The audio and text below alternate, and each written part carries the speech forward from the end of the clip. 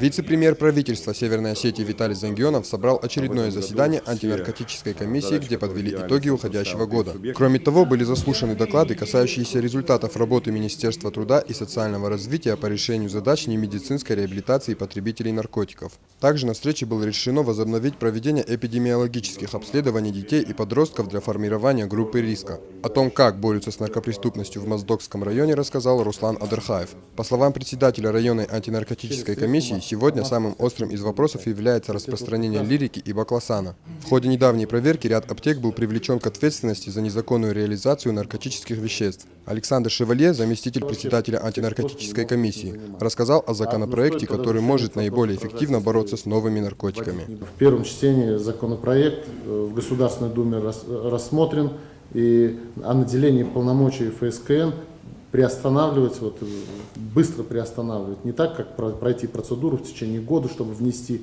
в перечень наркотических средств, психотропных веществ, подлежащих контролю, а именно приостанавливать новые виды.